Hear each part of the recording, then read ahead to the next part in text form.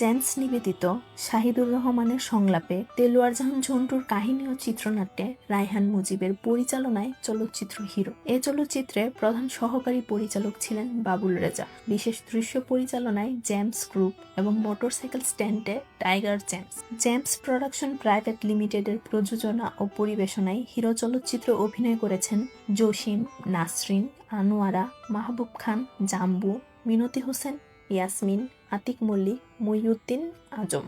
অতিথি শিল্পীদের মধ্যে ছিলেন আনিস, জহিরুল হক, একে কুরাইশি, হাবিব আহসান, নাদের, হাফিজউদ্দিন এবং বিশেষ আমন্ত্রিত অতিথি শিল্পী অঞ্জনা। এছাড়া শিশু শিল্পী মাস্টার বাবু ও টেলিভিশনের শিশু শিল্পী বৃন্দ সহ আরও অনেকে।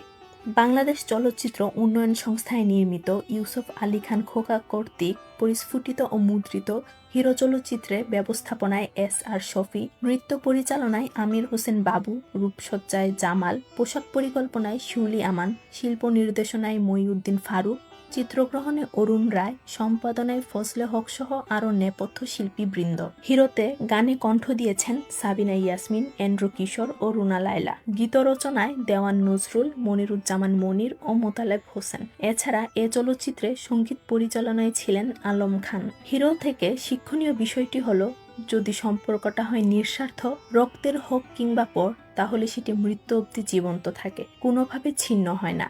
ঘুরে ফিরে মানুষ তার আপনজনের কাছে ফিরে যায়।